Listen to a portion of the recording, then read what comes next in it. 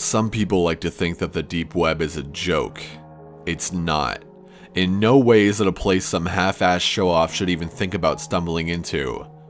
In fact, I would tell even the most seasoned of hackers with any fiber of a moral compass to stay the fuck away from that place.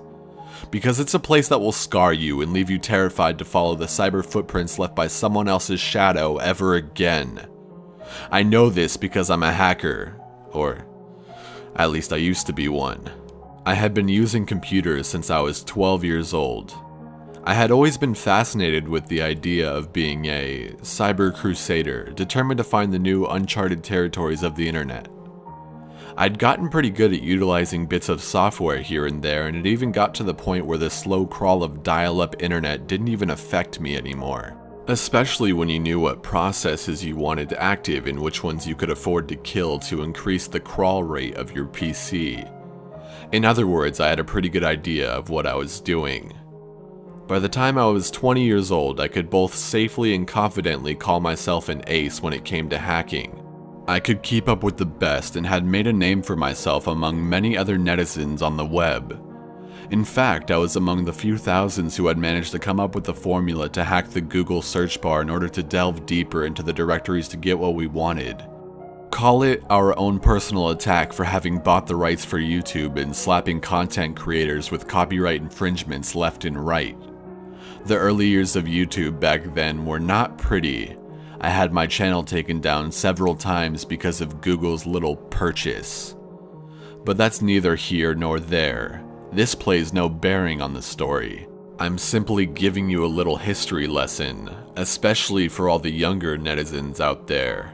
Anyone who was a hacker knew about the deep web. It pretty much had the same purpose as most would speculate it does today.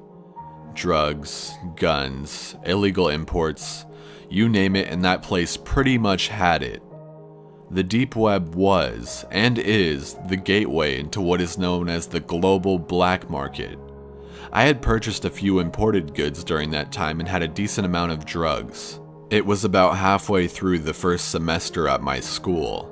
Sophomore year of college was my time to be stoned almost constantly, so I was a regular customer on the digital black market. Most of my friends came to me for the hookup, and I could always cut them a pretty good deal based on my frequent interactions with sellers on the net. To access the deep web, you didn't have things like Tor browsers, not back then. To access the darker side of the web, you needed to know what you were doing. Ghost hacking, proxies, parent directories, backdoors, scramblers, dump sites. These are all terms hackers utilized years back and when Java was not as prevalent in browsers as they are today. Back in the day, it was often referred to as the dark net. I don't know when it transitioned into the deep web and I don't really care. I'm never going back.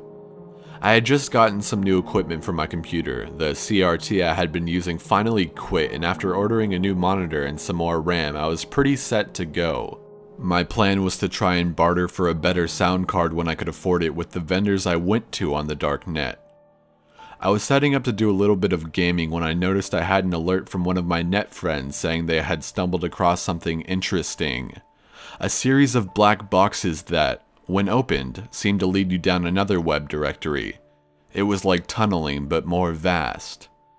Knowing my curious nature, he had passed the information on to me, knowing I would want to follow up on this information. I was one of the few vagrant hackers in my circle, an explorer, mindlessly taking one path and then another and opening up a door and seeing where it goes. Most times you would come across a treasure trove of information, or a dead end. He hadn't cut any corners when he broke down everything to me. His start point, the different pathways he had taken, how often he had reset his IP address per 30 to 45 seconds, what protocols he had used to cover up his trail, and the level of encryption that he had encountered with each box and how long it had taken him to reach the next one. 7 boxes he had come across, and upon reaching the 7th is where he'd gotten stuck. Challenge accepted. I quickly glanced over the data, already booting up the ghost hacks and IP scramblers. I needed to have what was in front of me knocked out of the way, as well as being able to cover my own ass. With the new encryption I had made, I would be able to latch onto an existing IP address for 30 seconds before bouncing to another one, making it seem like I had disappeared. This was great in theory, but forced my movements to be slow when it came to being able to do things on my sad little Inspiron. In 10 short minutes, I was ready to go. Like he had shown me, I followed his pathways and activated my encryptions to keep myself safe, wandering from parent directory to parent directory. It didn't take long for me to run into the first black box. Just a basic encryption that took almost no time to break through. Inside was a directory with 4 different subdirectories. I knew that the second link was where my friend went, but my curiosity led me to pick the first one. In about 3 minutes, I realized it was a dead end, so I quickly backtracked and made my way to the main directory, deciding that I wouldn't deviate from his original path. In about half an hour, I ran through all 6 black boxes, coming across the 7th and realized that the encryption on this particular box was very different. Every hacker, no matter how good, leaves a sliver of information behind. You just have to know what to look for. I knew my friend had been here and this is where he had gotten stuck. This was a unique lock, one that I knew would take a bit of time to break through the encryption. It was a Thursday night, I'd finished up my work early for a change and I wasn't called into work, so I had time to kill. Now this box was a tricky little shit. I had never run across so many tedious things to break through in my entire life. It was more annoying than an actual challenge. A tug here, a pull there, slipping and dipping and moving around all the different codes in an attempt to decipher just what all this information entailed.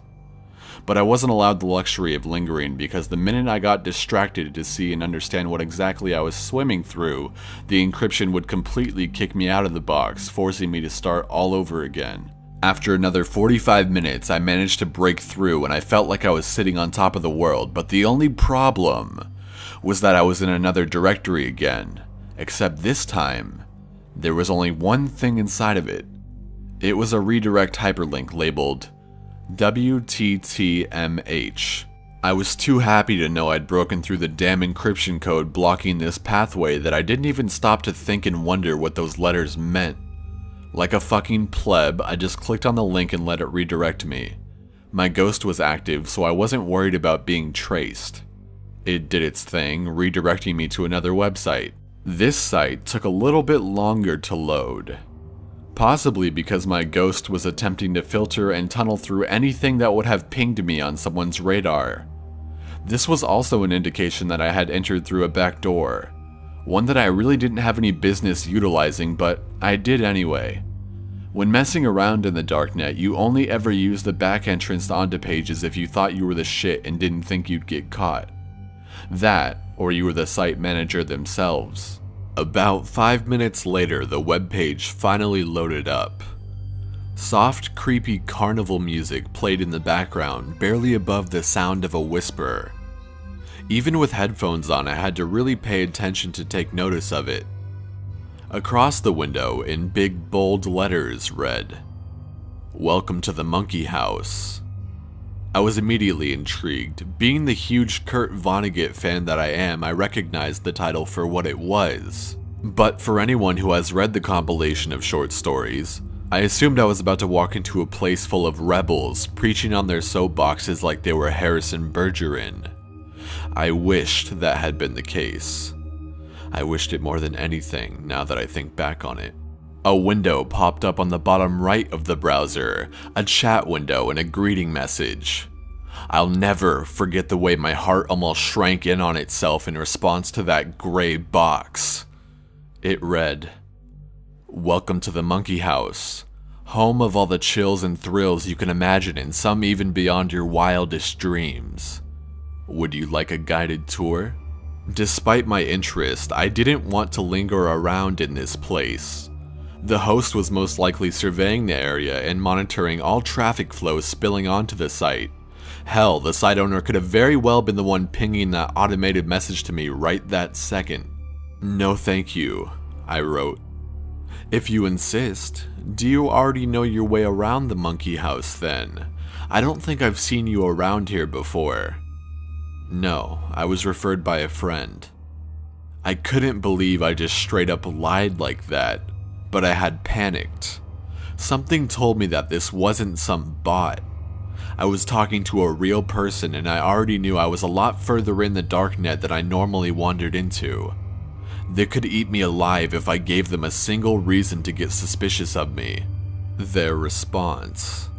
Oh, you mean for the event this evening?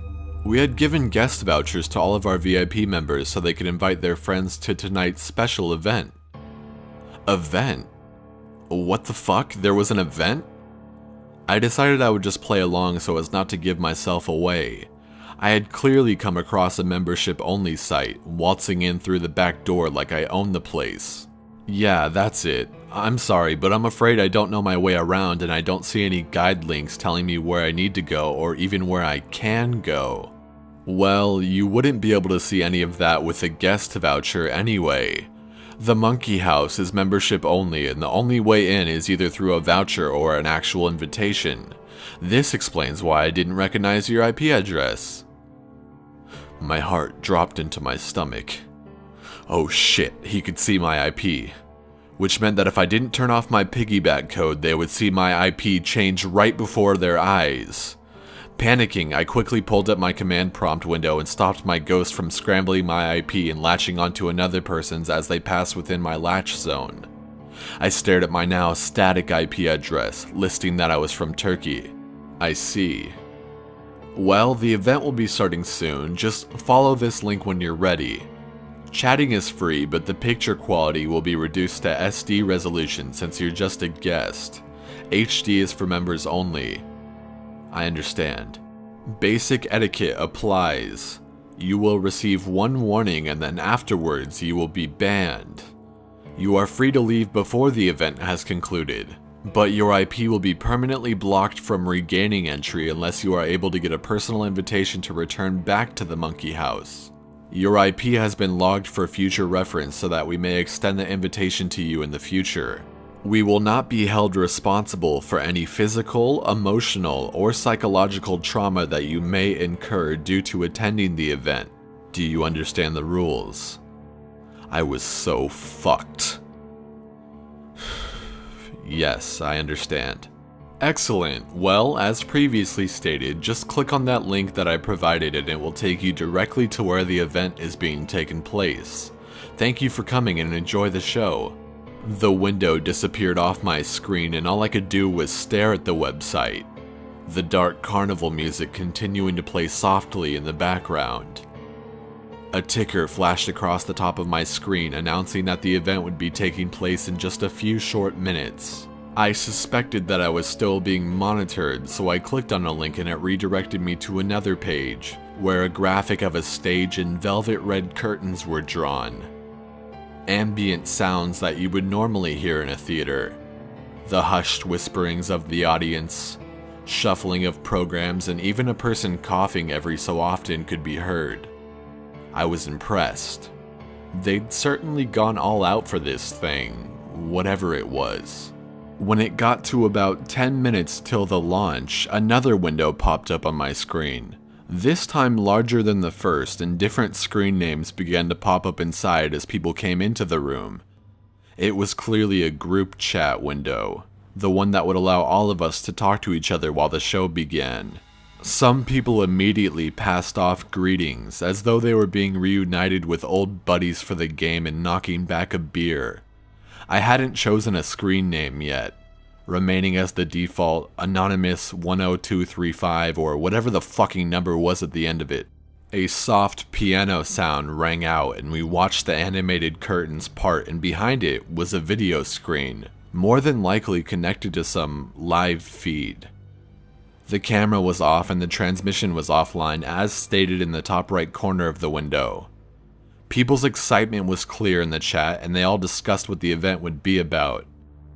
It must have been an understood rule not to talk in detail about what had been previously showcased in another session, as no one dared to drop hints or blatantly speak about what they had seen before. This was crazy. I was scared before I had even really did anything. Nothing was happening and I felt extremely on edge. That should have been my first sign that I needed to get the hell out of there. But I still hadn't said anything. Someone took note that I hadn't either. Hey, you think Anon went AFK? I went wide-eyed at this screen. Don't know. Yo, Anon, where you at? Say something, creepin' ass motherfucker. A chill ran down my back, slow and unsettling before I let my fingers fly across the keys. The first was to change my screen name. Wiki Blaster. It was a desperate attempt to combine two aliases I'd previously been known for into one thing. My mind switched back into hacker mode and I cleared my throat some, still mentally bracing myself for what was about to happen. I'll say something when I've got something to say, which won't be much seeing as how the show's getting ready to start. A few oohs and oh snap in response. I wasn't about to get an ego over some smart-ass comment, not when I was in unknown territory like this. In hindsight, I should have just left. I should have just said fuck this place and dipped out of there. But I was too afraid of giving myself away, especially now that I had bothered to open my stupid mouth. A hailstorm of messages flooded the chat, mostly people counting down the seconds as we hit the 1 minute mark. A time ticker appeared over the video window mounted on the stage when it hit 30 seconds. They went from white to pink and then a shade of red, growing darker as the numbers decreased slowly to 1. 0 was completely blood red and then disappeared from the screen as static appeared in the video frame. The show was about to begin. A person with a mask appeared on the screen. The mask, a stark porcelain white with a pair of painted blue eyes and a black twisted smirk spreading across the lower portion of it. Their wild, matted hair stuck out around the edges of the mask, the rest hidden by a silk top hat. He was dressed to the nines, a deep red and black three-piece suit and half cape draped over one of his shoulders. He held a long, black cane with a silver skull atop the handle as the decorative piece. Good evening to you, ladies and gentlemen. For all returning members, it is so very good to see you again. As for all the newcomers, I welcome you to the Monkey House. I'm your host, Hans Twilight, the ringleader of this humble little carnival of mine. I couldn't help but laugh a little, feeling some of my anxiety wash away. What the fuck was I watching? I had been so worried about a sideshow freak like this. Jovial music played in the background of the video and I leaned back in my chair, silently fussing at myself for having gotten so worked up over nothing. We have a very special treat in store for all of you this evening. Are you ready for this little show of ours to begin? The chat room was soon flooded with messages confirming that they were, in fact, ready.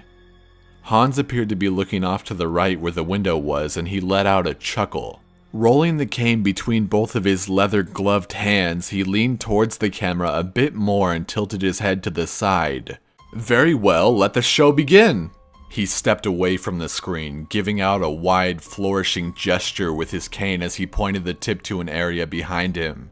It was too dark to see anything until an overhead light came on, illuminating a man strapped to a table who was wearing an elephant mask.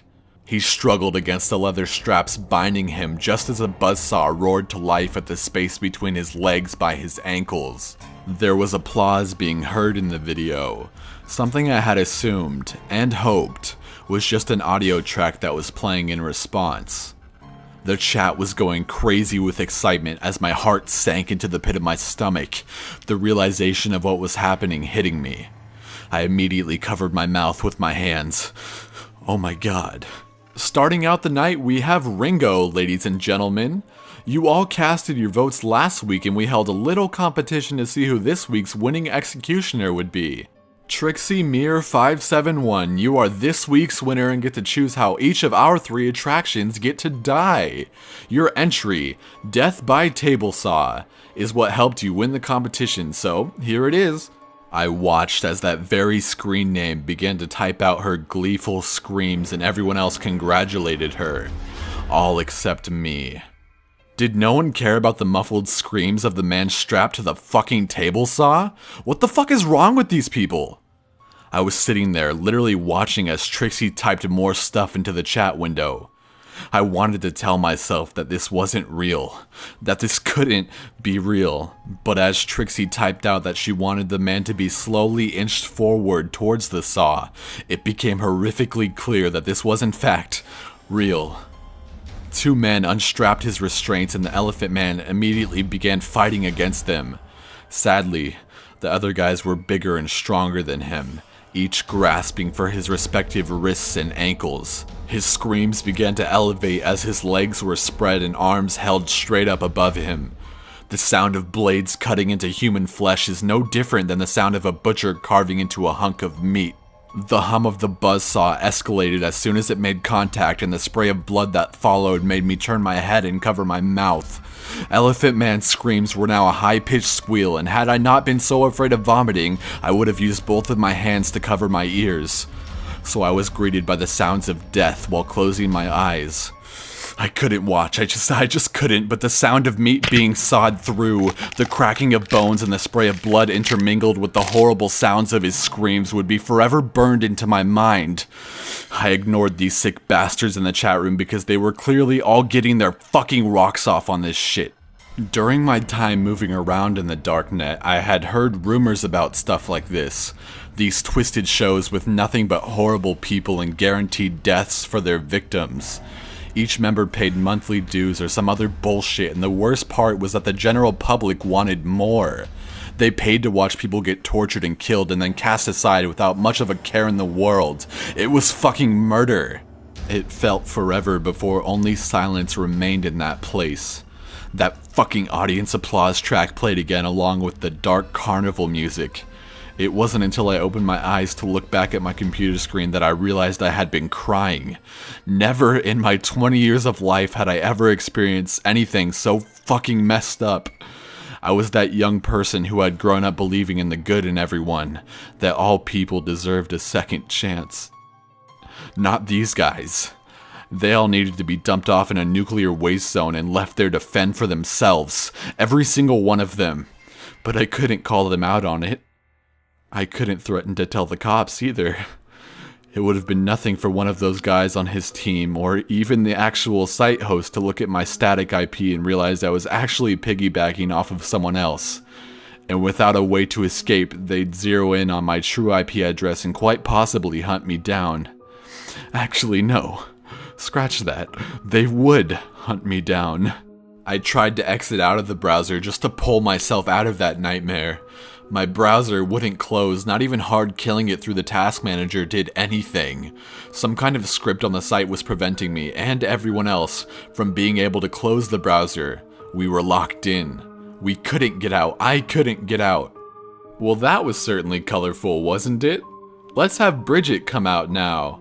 The next victim was brought out. A young woman wearing a tiger mask. She was sitting in a clawfoot bathtub filled with water, a live battery and jumper cable situated on a table nearby. No, fuck! I didn't care anymore. I couldn't watch another second of this. I activated my command prompt. I was going to kill these scripts one at a time if I needed to. I just needed to make enough of a hole for me to wiggle out of. Just enough to get myself out and have it seal itself shut behind me. Since I assumed I was the only one trying to get out, then a couple of scripts dying here and there wouldn't bring me any unwanted attention. The very second I killed one script, a separate chat window popped up onto my screen. I've been waiting on you to make your move. My mouth went dry almost instantly, my hands frozen as they hovered above the keyboard. No, they couldn't have noticed that. It was just some basic insignificant code that wouldn't have affected any of the scripts on the current page. It was just some silent background coding. I decided to play dumb. What are you talking about? You think I don't recognize a fucking ghost hacker when I see one? God fucking damn it. I had been so careless, I knew I had. I should have never let my curiosity get the better of me. I'll give you some credit though. I know you're not in Turkey, but you're doing a fan-fucking-tastic job of misdirecting me from your real one. Now I was scared. I was fucking terrified. This person was trying to put a crack in the only shield of protection I had in this place. If I had known this was going to happen, I wouldn't have bothered making my IP static in the first place. My misdirection sequence would only be successful for so long before it finally lost its effect and I would be discovered. This was my first time running across another hacker with malicious intent against me. I didn't know what I would expect or what would come of me the moment I was caught, but I didn't care anymore. Without blinking, I reached behind my rig and pulled the power supply cord loose from the machine. My screen went dark and the carnival music was no more. I didn't waste another second. Getting my tools out, I started dismantling my tower, all but ripping parts out of the machine before dumping memory sticks and various other components into the bathroom sink. I flooded them in the basin without a second thought, returning to my room and grabbing a handful of refrigerator magnets and started running them across everything that had been inside my rig. My roommate walked in just as I was stripping the shell of my rig to the bare minimum, and when she asked what I was doing, I told her that it was in her best interest to not pry about it. Not that I would have told her anyway. It's safe to assume I tore the ever-living shit out of my machine. It's also safe to assume that for the next 6 months, I didn't go anywhere near a computer that wasn't part of campus property, and outside of my school email, I erased all of my previous emails and messenger names, even the ones dating back as far as middle school. I did everything I could to erase my very existence off the internet world for a time and stop being a hacker altogether. I hadn't even let any of my contacts know I was going off the grid on the net. Maybe it was better for them not to know. I never did tell my friend that I managed to break through that last black box. I still haven't, even after all these years. I don't know if that place is still running or not, or if after 8 years the person in charge finally just had enough and threw it all away. To tell you the truth, I don't want to know either. I took one thing from that experience and made one wish, that for the rest of my life, I never see a message addressed to me saying, "Welcome to the Monkey House."